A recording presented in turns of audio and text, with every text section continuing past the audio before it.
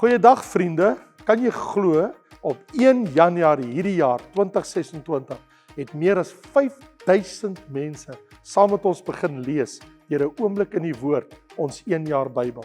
Wat 'n voorreg om so saam op reis te wees hierdie jaar. Daarom wil ek jou persoonlik uitnooi. Ons gaan maandeliks tyd neem waar ons saam gaan kyk na die tekste wat gelees is en waar jy kan vra. Kom vra jou vrae oor daai tekste waar ons was, of ons in Genesis was of waar ons ook al in die Bybel gelees het. En as jy dalk nog 'n Bybel soek, goeie nuus, nog 800 Bybels is nou weer beskikbaar. So gaan kyk nou by raymondlombard.com. Ek sien jou Woensdag aand by Wat sê die Bybel?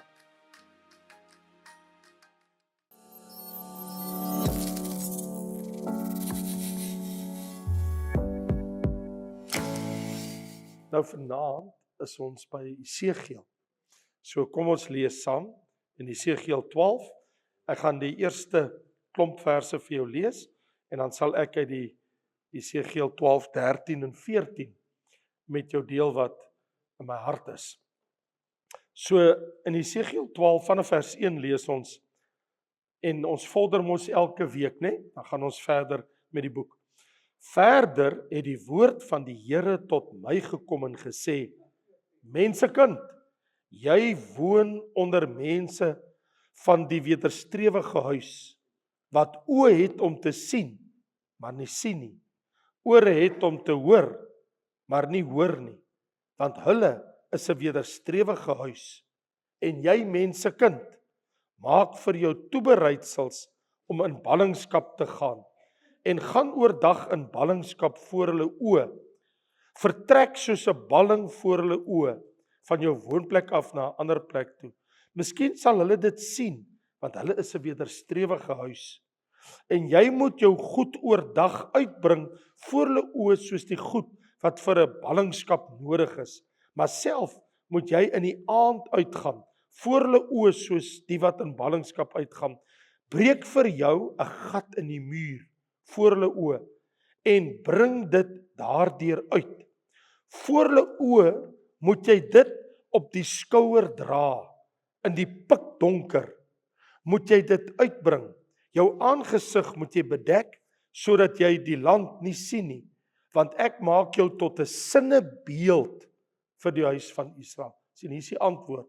Die dinge wat hy doen is wat met hulle gaan gebeur. So hy is die sinnebeeld. Ek het toe gedoen soos hy my beveel het. Ek het my goed oordag uitgebring, soos die goed wat vir 'n ballingskap nodig is. En in die aand het ek met my hand vir my 'n gat in die muur gebreek. In die pikdonker het ek dit uitgebring, dit op die skouer voor hulle oë gedra. Toe kom die woord van die Here tot my in die môre en sê: Mensekind, het die huis van Israel, die wederstrewige huis, nie vir jou gesê: Wat maak jy daar nie? Sê vir hulle: So spreek die Here. Hierdie las sien op die vors in Jerusalem en die hele huis van Israel wat onder hulle woon. Sê: Ek is julle sinnebeeld. Soos ek gedoen het, so sal met hulle gedoen word. In ballingskap, in gevangenskap sal hulle gaan. En die vors wat onder hulle is, sal die goed op die skouer dra in die pikdonker, en hy sal uitgaan. Hulle sal 'n gat in die muur breek om daardeur uit te bring. Hy sal sy aangesig bedek, omdat hy self die land met die oog nie sal sien nie. En ek sal my net oor hom uitsprei en in my stryk sal hy gevang word. En ek sal hom na Babel, na die land van die Galdeërs bring. Maar hy sal dit nie sien nie, en daar sal hy sterwe. En almal wat rondom hom is, sy hulp, al sy leers, sal ek na al die windstreke verstrooi en die swaard agter hulle uittrek. Dan sal hulle weet dat ek die Here is. En as ek hulle onder die nasies versprei en hulle in die land verstrooi. Vader, ons buig voor die heerlike krag van u woord. En ons besef dat u gee vir ons die woord as 'n lig vir ons pad, om ons te lei, ook in ons lewe, in ons geestelike lewe, ook deur hierdie wêreld, ons wie onderweg is na die ewigheid, dat hierdie woord ook vanaand vir ons 'n woord sal wees op die pad wat ons gaan. Ons bid dit in Jesus naam. Amen. So toe ek dit lees, en ek luister na al hierdie dinge, want ek lees toe hoofstuk 12, dan het ons hoofstuk 13, hoofstuk 14, julle sal net nou verstaan, wanneer ons kom by hoofstuk 12, en wat ons nou net so 'n deel van gelees het, en ons kom by 13 en 14, het ons te doen met die valse profete en profetesse, want julle moet verstaan dat die konteks van die gebeure is, Esegiel is in die vlaktes van Babel, Daniël is in die paleis, Jeremia is in Jerusalem, en die volk in Jerusalem, hulle sê, die Here sal nooit gee dat die Babyloniërs in hierdie stad kom. Die Here sal nooit gee dat Jerusalem ingeneem word. So die profete en die vroue profetesse, hulle sê vir hulle dit sal nooit gebeur nie. So die volk wat in Jerusalem sit, daar is al klompie mense al klaar weggevoer uit die land uit, maar hulle glo dat die Here het hulle nou die oorwinning gegee, hulle sal nie terugkom, hulle gaan nie hierdie tempel verpletter, die paleise vernietig, die koning in gevangenskap laat gaan, en die krygsmanne gaan sterwe, en die volk gaan tot niet gaan, en die vroue gaan verkragt word, en dan gaan niks oorbly van Jerusalem. They won't believe it, never, never, never. Die Here sal dit nie aan ons doen nie. Dis hulle standpunt. En Esegiel is, julle is in vir 'n verrassing. En so, nou toe ek nou so na al die goed kyk, toe kom dit by my op, ek wil eintlik die vraag vra, sal iemand tog net opstaan en die waarheid praat? Will somebody just speak the truth? Want die mense, en dit verstaan ons ook, mense wil hoor wat hulle wil hoor. Daar is dinge wat mense nie wil hoor nie. En so wat Esegiel doen is, in Esegiel 12, die woord wat hy tot hulle bring, is julle leef in 'n valse vertroue. Julle dink dat die Here gaan julle beskerm, maar julle is rebels, en julle is geestelik blind, julle is horende doof, julle slaan nie ag op die Here. Ons het ons afgelope weke mos nog gesien, al die drekgode daar in die tempel en alles wat daar aangaan. En ek bedoel, dis nie die eerste persoon wat dit sê nie. Jesaja het presies op hy snaar gespeel in Jesaja 6, toe hy tot geestelike blinde mense spreek. Jesus het dieselfde snaar gespeel in Matteus 13, toe hy sê die mense is blind, hulle sien nie en hulle hoor nie. Paulus het dieselfde snaar gespeel in Handelinge 28, toe hy die mense van hom af weggedraai het en wil nie luister en hoor wat hy te sê het nie. En Esegiel, hy doen wat die Here sê. Sy eerste aksie is, ek is die sinnebeeld, ek is die preek. So ek gaan my preek demonstreer. En so nou sien ons hier in vers 11, wat het daar gebeur. Ek is julle sinnebeeld, soos ek gedoen het, so gaan met daai mense gebeur. So hy vertel vir ons in die vlaktes van Babel, hier wat julle sien wat ek doen, gaan daar in Jerusalem, dis wat daar gaan gebeur. Daar by die koning se paleis, dit is wat daar gaan gebeur. En ek is die sinnebeeld van dit.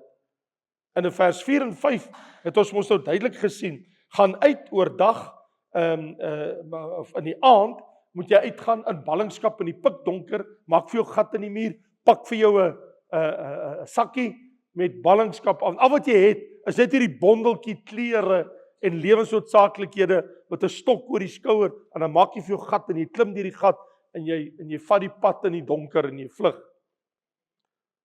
So, ek weet nie of jy weet nie, as jy jou Bybel ken, as jy teruggaan na 2 Konings, dan lees ons in 2 Konings 25, in die 9de jaar van die regering van Nebukadneser, in die 10de van die maand, toe kom hy met sy leer teen Jerusalem.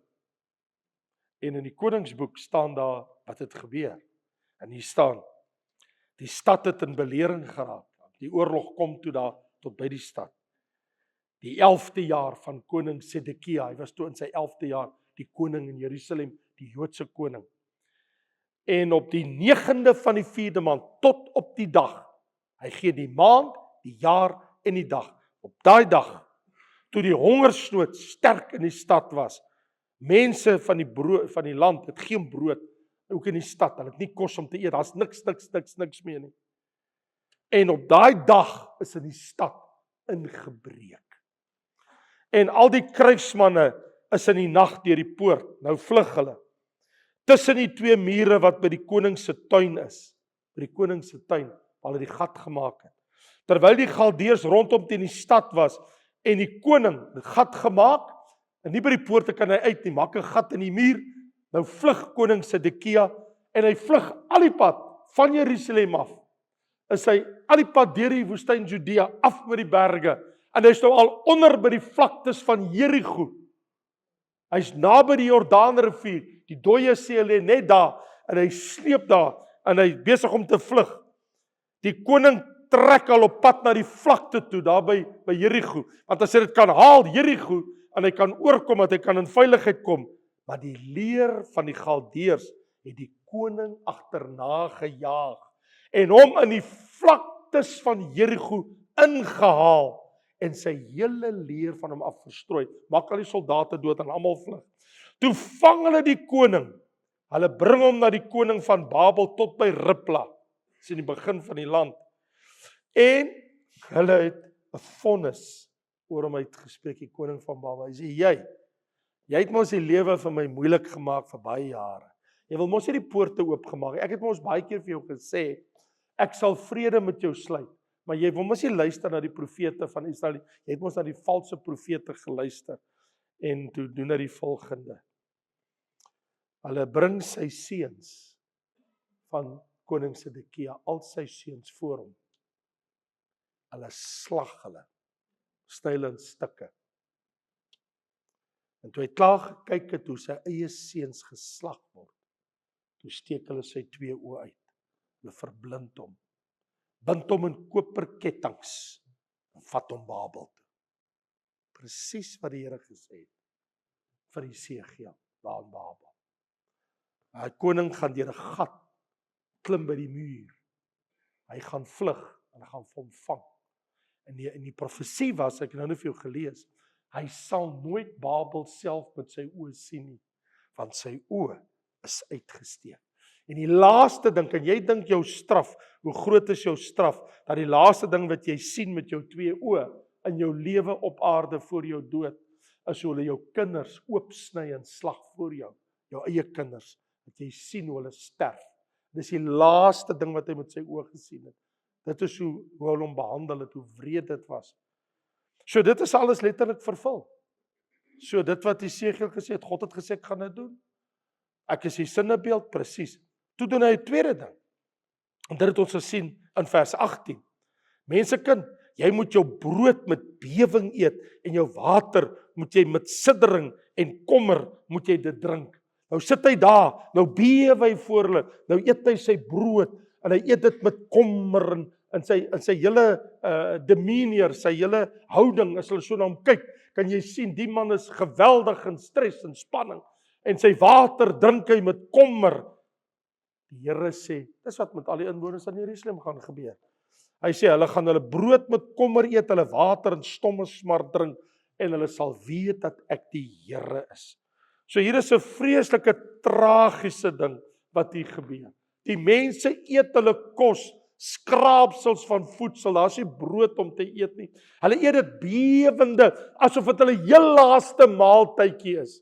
Dis die laaste kossies wat hulle het. Dis al wat hulle het. En daar's nie geld om te gaan koop, en al het jy geld, daar is nie kos om te koop in die stad Jerusalem nie, want dit is 'n belering. Hulle kan nie uit die stad uit nie. Daar's niks nie, daar is niks meer nie. Wat die Here doen is, hy sê vir Jesegiel, ek gaan dit binnekort met hierdie mense doen, want hulle het van my weggedraai. Jy sien, baie mense leef met die vertroue, hierdie valse vertroue, die Here sal nooit aan my iets doen om my seer te maak. Wel, ek het vir jou nuus. Elke verlore siel sal in die hel gewerp word. You need to understand it. Daar's kerke wat leer, ek het na hulle leer gaan kyk, dat hulle glo, God kan nie iemand vir ewig in die hel verdoem nie. Wat hy sal doen, hy sal hulle in die hel werp vir 'n tyd lank, vir 1000 jaar of hoe lank, en dan sal die Here hulle tot niet maak in die hel. Maar vir ewig in 'n hel, soos in ewig vir ewig, hy sal dit nie doen nie. Die God is nie so nie. Dan ken hulle nie God van die Bybel nie. Want jy sien, die Bybel sê, die straf van die vuur, Jesus sê, dit is 'n ewige vuur wat sal brand. So as die mense is wat met 'n valse vertroue leef, en jy dink, God sal dit nie doen nie, dink weer. Die mense in Jerusalem het gedink, God sal nooit ooit die tempel vernietig nie. Die Here sal nooit kerkmense in die hel gooi eendag nie. Die Here sal nooit mense wat 'n Bybel het in die hel gooi eendag nie. Vriende, 'n kerk en 'n Bybel kry jou nie in die hemel nie. Dis Jesus Christus wat jou in die hemel kry. Dis iets anders wat jou in die hemel kry nie. Goeie werke gaan jy nie in die hemel kry nie. So 'n valse vertroue gaan niemand van ons baat nie. Hier sien ons, hierdie mense het 'n valse vertroue gehad en dit nie gestand gehou nie. Die Bybel leer vir ons in die Nuwe Testament, as jou naam nie in die boek van die lewe is nie, is jy gewerp in die poel wat brand met vuur en swaal. So 'n valse vertroue sal nie deug daardie dag nie. Die tweede ding wat aangrypend is van die volgende hoofstuk is natuurlik die valse profete wat kom met hulle mense wat valse dinge verkondig. Soos byvoorbeeld, jy sal lees, die Here sê, mensekind, daai profete wat uit hulle eie hart uit profeteer, vers 2, die Here sê vir hom, Esegiel, kom ek vertel jou iets.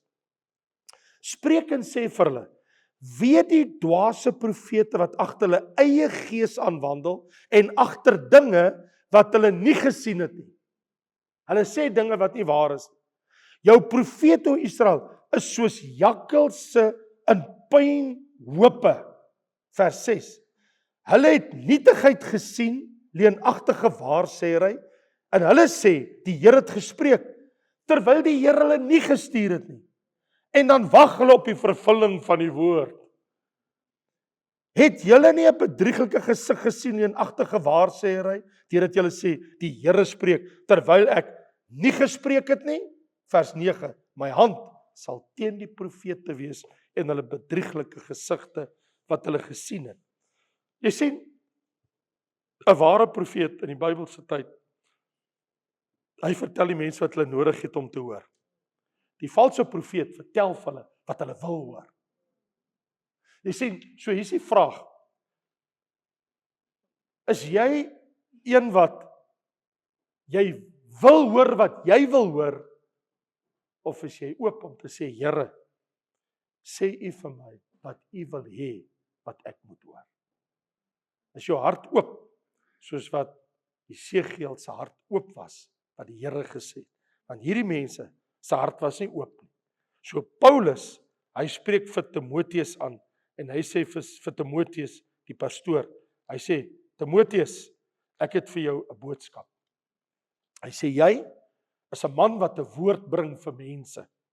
Hy sê, ek besweer jou voor God. Nou jy weet, as ek vir jou sê, ek besweer jou voor God, dan is ek eintlik besig om vir jou te sê, luister, ek roep God as getuie en voor die Here praat ek nou met jou. Dis wat hy vir Timoteus sê. Ek besweer jou voor God en die Here Jesus Christus, sy seun. Hy sê, ek roep God in die hemel as my getuie en sy seun Jesus. Timoteus, ek praat met jou. Ek dink Timoteus het regop gesit. Helder wakker. Paulus, wat is dit? Hy sê, die God wat die lewende en die dode sal oordeel by sy verskyning. Wanneer hy kom. daai God, ek besweer jou voor hom, jy, Timoteus, verkondig die woord. Hou aan, tydig en ontydig. Weerlê, bestraf, vermaan in alle lankmoedigheid en lering. Gee die mense God se woord. Dis wat jy moet doen. Daar sal 'n tyd wees wanneer hulle die gesonde leer nie sal verdra nie. Hulle wil hulle eie goed hoor. Omdat hulle in die gehoor gestreel wil wees. Hulle wil hoor wat hulle wil hoor. Hulle sal vir hulle menigte leraars versamel volgens hulle eie begeerlikheid. Eerlikheid, mense, as julle net weet wat elke dag na my toe kom. Pastoor, het jy hierdie video gesien van hierdie? Pastoor, het jy gesien wat skryf hierdie? Gesien wat sê daai ene? Ons kry duisende sulke versoeke in die maande en in die loop van 'n jaar. Pastoor, dit as jy jou wil ophou met daai leraars, as jy wil ophou met elkeen wat sy eie breinspinsel uitspoeg omdat hy 'n internet het en iets kan tik op sy foon of iets op 'n rekenaar en die gemors kan uitspuug. Ons stel nie belang daarin nie. Ons soek net God se woord. Ons het 'n Bybel. En hierdie Bybel kan ek en jy nie verander nie. En hier staan, hulle sal die oor afkeer van die waarheid en hulle wend tot fabels. Allerhande stories, gemors wat opgedis word. Maar jy, wees in alles nugter, doen die werk van 'n evangelis, vervul jou bediening. Ek het jou besweer voor die Here God en sy seun Timoteus, praat die waarheid. Praat die woord, of mense daarvan hou of nie. Sê wat God sê en los die res vir die Here. So Timoteus, dis 'n ernstige saak as jy deur God geroep is om die waarheid te praat. Vra maar vir die pastoor hier saam met my. Dit is 'n baie ernstige saak as die Here jou roep om sy woord te verkondig. Jy het nie 'n keuse meer nie. Wee my as ek die evangelie nie verkondig nie. Jy sien, populariteit is nie 'n toets van die waarheid nie. Jesegiel het baie gou uitgevind. Jeremia ook. Want jy sien, die geskiedenis toon aan ons, dit kan ons sien in die Bybelse geskiedenis, dat mense wat die waarheid spreek, is gewoonlik nie populêr nie. En hulle word vervolg, hulle word verwerp, daar word goed teen hulle gesê. Want jy sien, dit is maklik om te sê, Here, Here, maar dit is nie so maklik om die smal weg te bewandel. En wanneer die skare wat jy mee praat en jy sien die teenoorgestelde rigting loop en jy moet vir hulle sê, julle moet omdraai. Julle loop verkeerde rigting. Dis nie so maklik nie. En dan is daar nog die profetesse.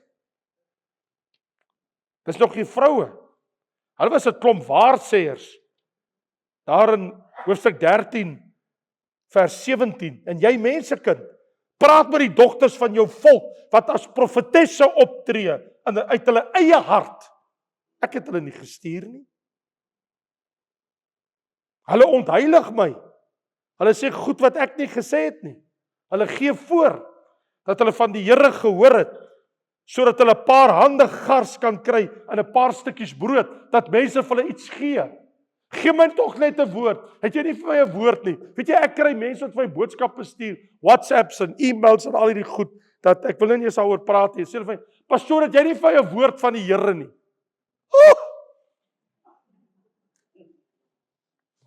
Kom kerk toe, dan gee ek jou 'n woord. Gaan bid jy in jou binnekamer en laat God jou 'n woord gee. Maak jou Bybel oop en lees hom, dat die Here met jou kan praat. Ons het mos die woord. Wat hoor jy dan nie?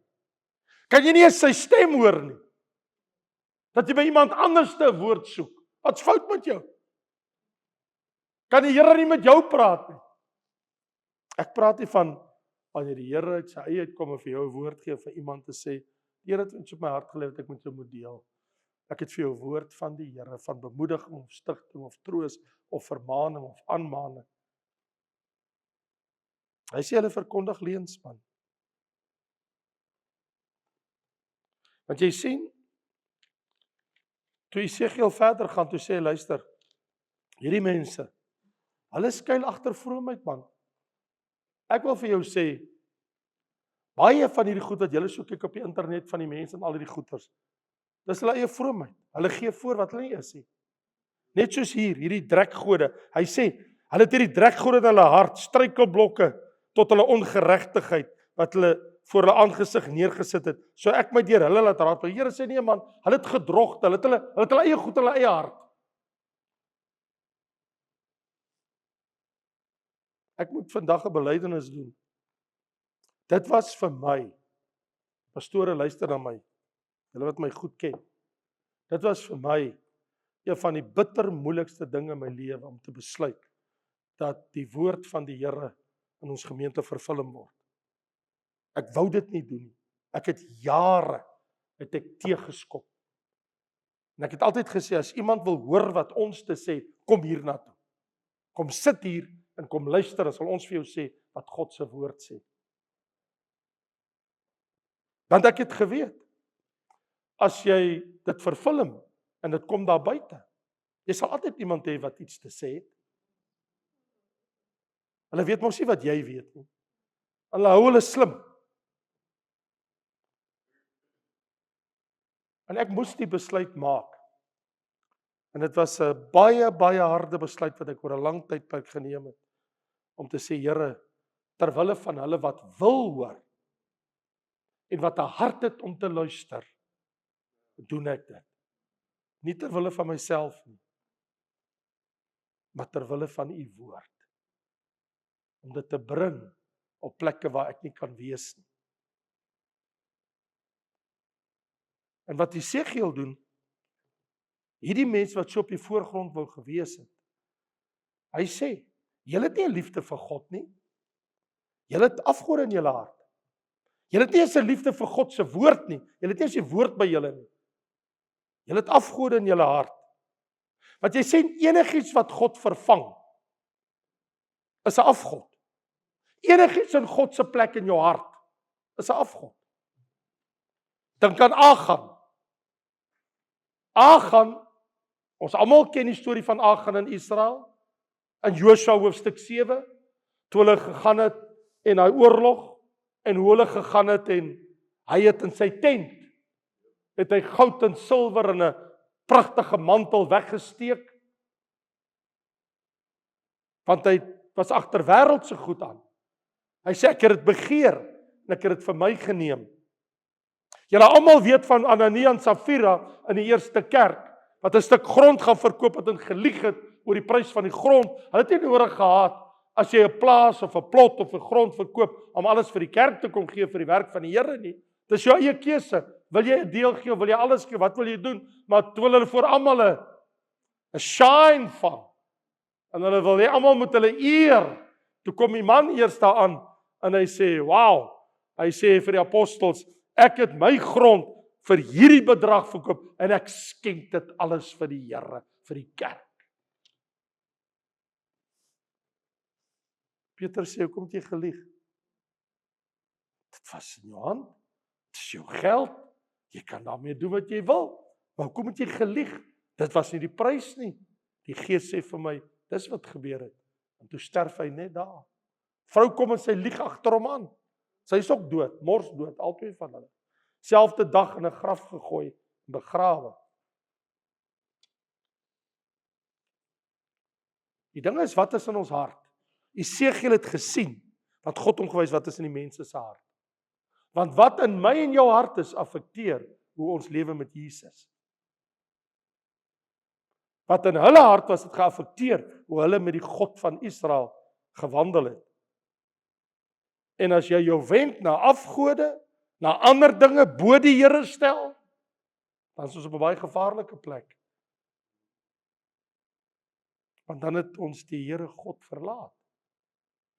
In Esegiel in Hoofstuk 14 vers 6, hy sê, ek het vir julle boodskap, bekeer julle.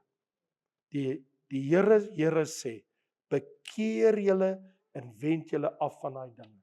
Wat ek vir jou wil sê, as daar iets is wat tussen jou en die Here is, bekeer jou van daai ding. Stop dit. Moenie dat iets jou van die Here wegtrek. Niks nie. Maak nie saak wat dit is. Ons kan dit nie doen nie. Want 'n ware bekering is om te draai en weg te draai van daai ding en na die Here toe te draai. Ek weet nie of jy ooit al vers 9 gelees het. Dit is verskriklik om dit te lees, eintlik 'n skok. Want dan dink jy maar, is hier 'n druk in die Bybel? Hier's 'n groot fout. Die Here sê, nadat hy sê vers 8, julle sal weet ek die Here is, sê die Here in Hoofstuk 14 vers 9, hy sê, en as die profeet hom laat verlei om 'n woord te spreek, ek die Here het die profeet verlei. Hoe nou? Esegiel, wat sê jy? Die Here sê, as daai valse persoon gepraat het, hom laat verlei het om 'n woord te spreek, ek die Here het die profeet verlei, en ek sal my hand teen hom uitstrek, en ek sal hom verdelg, en jy sal dink, maar Here, hoe kan u dit doen? Het u dit gedoen? Kom ek verduidelik vir dit is soos, as jy in die Nuwe Testament, na 2 Tessalonisense gaan, dan sal jy die lig sien, want hoor wat sê die Here deur Paulus, daar in vers 10, wanneer jy met die duiwel te doen het, en jy het met valsheid te doen, sê daar in vers 10, hy sê, en hierdie mense, met allerhande verleiding van ongeregtigheid, in die wat verlore gaan, omdat hulle die liefde tot die waarheid nie aangeneem het om gered te word. So as jy nie die waarheid wil hoor nie, en jy wil aan die leuen vashou, sal God die krag van die dwaling stuur om die leuen te glo. As jy in 'n leuen wil leef, God gaan vir jou laat leef daar. As jy jou van die waarheid wil wegdraai, en jy wil jou met die leuen ophou, dan gaan jy met die leuen te doen kry.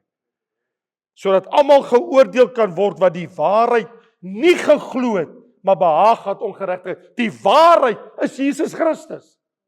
Die waarheid is die woord van God. En as jy wil wegdraai na ander dinge toe, die moeilikheid kry ek en jy. Jy sê, dit blyk toe vir my, dat hierdie mense met wie Esegiel te doen gehad het. En as ek kyk na Paulus, en ek dink aan hierdie dienaars van die Here, hoe die Here met mense werk. En 'n mens gaan lees Psalm 18, dan sien jy hierdie lig. Die Here sê, daar in vers 26, by die liefderyke betoon u uself liefderyk. By die opregte man is die Here opreg. By die reine is die Here rein. Maar by die valse betoon u uself verkeerd. Jy is daai valse pad loop en jy is in daai rigting. So vriende, die wêreld wat ek en jy vandag in lewe, dit is 'n verlore wêreld, right? Hulle glo nie daar's absolutes nie. Want jy sien, jy het jou waarheid, maar ek het myne. En dis die probleem. Hulle glo waarheid is relatief. Jou waarheid en my waarheid is nie dieselfde waarheid. Wie sê jy die waarheid? Vriende, wat verstaan hulle nie? Jesus Christus, Johannes 14 vers 6, ek is die weg, die waarheid en die lewe. Hy is die waarheid. Daar is nie 'n ander waarheid nie. Dit is Gods waarheid. Die Bybel is God se waarheid vir ons. Ons hoef dit nie op 'n ander plek te soek nie. Ons het die woord. Satan is die bedrieër. Hy is die leienaar. Hy verblind mense. So valse hoop gaan mense nêrens bring nie. Die Here kan, die Here gaan en die Here sal oordeel. Hier is die skokkende ding. Hierdie mense was so ver van die Here af in Hoofstuk 14. Ek weet nie of jy dit al ooit gelees het nie, maar jy moet dit nou lees. Jy kan luister of jy kan dit saam met my lees, maar jy sal verbaas wees wat die Here nou sê. Ten slotte, jy moet net hoor mooi. Die Here sê vir Esegiel, hy sê mensekind, ek het vir jou woord vir daai mense. Gaan sê vir hulle, ek wil vir hulle die volgende sê. Dit is nou vers 14. So maklik om te onthou. Esegiel 14 vers 14. Hy sê: Al was hierdie 3 manne, Noag, Daniël en Job. Vriende, hier's 3 manne bo alle manne in jou Bybel. Noag, Daniël en Job. Al was hulle in die stad Jerusalem. Ek het dit so teen Jerusalem, dan sou hulle deur hulle geregtigheid net hulle eie siel red. Niemand anders in daai stad. Hoor wat sê die Here van Noag ook. En van Daniël en Job in vers 16. Al was hierdie 3 manne nou in Jerusalem, sê die Here, so waar as ek leef, spreek die Here. Hy sweer nou by homself. Hulle sou geen seuns of dogters red nie, net hulle sou gered word. Nie eers hulle kinders sou dit gemaak het. Na al die openbaringe van die Here aan sy volk, hy sê nie eers hulle kinders sou gered gewees het. Hy herhaal homself, vers 18. Al was hierdie 3 manne daarin, so waar as ek leef, spreek die Here, Here, geen seuns of dogters sou gered word, net hulle. En as jy dink die Here het hom verspreek, luister vers 20, al was Noag, Daniël en Job daarin, so waar as ek leef, spreek die Here, Here, hulle sou geen seun of dogter red nie, hulle sou net hulle eie siel red deur hulle geregtigheid. Geen ander mens. Wow. Noag, Daniël, Job.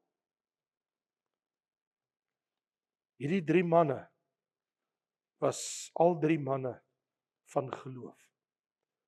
En die afwesigheid van Noag, Daniël en Job het Jerusalem se straf net groter gemaak. Ek moet vir jou sê, die afwesigheid van die kerk, die gelowiges, ek het vir die wêreld nuus vanaand. Ons sal een of ander tyd nie meer hier wees nie. We going home. Die wegraping kom. En dan is die regverdiges weg. Dan is God se Noags, God se Daniëls, God se Jobs, is nie meer hier nie. Kan jy dink wat wag vir die wêreld? Wanneer die wegraping plaasvind en elke godvreesende man en vrou wat die Here innig liefhet, is nie meer hier nie. Kan jy dink hoe lyk so wêreld? Dan is dit nie net Jerusalem nie, dan is dit die hele wêreld. Kan jy dink wat 'n toestand gaan die wêreld wees met al die demone en gevalle engele en Satan en alles wat sondig is, van die regverdiges is nie meer hier nie. Hulle is weg. Watter goddeloosheid gaan in die dae van die groot verdrukking hierdie aarde vul, wanneer al die regverdiges van die Here, sy kerk, weg is. Iemand moet die waarheid praat. Iemand moet sê wat gesê moet word. En Esegiel het dit gesê. Jeremia het dit gesê. En ek verstaan volgens oorlewering, hulle het hom middeldeur gesaag. Moet nie gehou van wat ek sê, stel hom middeldeur. Nou as dit so moet wees, dat die mense maak met ons wat hulle wil, dat hulle sê wat hulle wil. Maar ons gaan die waarheid praat. Ons gaan sê wat die Here sê. Want ek hoor ek het 'n nuwe titel gekry. My dogter, Annelie, het tyd gelede, toe sê sy vir my, pappa, sy sê, ek het nou by die werk 'n situasie gehad, en ek moet pappa vertel. En ek sê, wat sit my kind? Sy sê, nee, die man vir wie ek werk, my werkgewer, is 'n Duitser, 'n Duitse maatskappy, maar hy praat met haar Engels. En hy sê vir Annelie, your surname is Lombard. And sy's like, yes sir, not Lombard. En hy sê, do you perhaps know that guy in Parow, the end time preacher, Raymond Lombard? And Annelie is like, that is my dad. It's my father. So ek het nou 'n titel gekry, The End Time Preacher of Parow. Dis wat die mense van my dink. Want dan laat dit so wees. If it has to be like, Noach was 'n end time preacher en toe kom die wêreld, die einde van die wêreld. Jesegiel en Jeremia was end time preachers en toe kom die einde van Jerusalem. En as die Here ons nie wil hê, and you are going to be an end time preacher until Jesus come, let it be. Iemand moet die waarheid praat. Laat dit jy wees. Laat dit ek wees. Here, u onvervalste, kosbare woord. Laat ons dit verkondig. Jy, as Christen gelowige, is Jesus se getuie. Spreek die woord, waar jy gaan. Dat die mense sê, wat hulle wil. Die einde kom. Die wêreld gaan sy einde bereik. Daar gaan 'n dag wees wat die wegraping kom. Daar gaan 'n dag wees wat die kerk weggeneem word. Daar gaan 'n dag wees wat die regverdiges weggeneem word. En dan is daar nie meer 'n Noag. Daar's nie meer 'n Daniël. En daar's nie meer 'n Job om die mense te praat. Vader, dankie vir die kosbare woord. Seën en heilig dit in ons hart, dat ons hierdie waarheid sal koester. Al is dit soms hard, maar dat ons dit sal in ons hart bewaar, in die wonderlike naam van Jesus. En as die geleentheid om voordoen om met ons familie, met ons vriendekring, kollegas, met mense te deel, dat ons dit onbeskaamd, onbeskroomd, sonder om te vrees, die waarheid sal spreek. Die waarheid sal verkondig. Tydig en ontydig. As dit nodig is, bestraf, vermaan, bemoedig, evangeliseer, die woord verkondig. Gebruik ons, Here, tot u eer, in Jesus naam. En al sy kinders sê, Amen.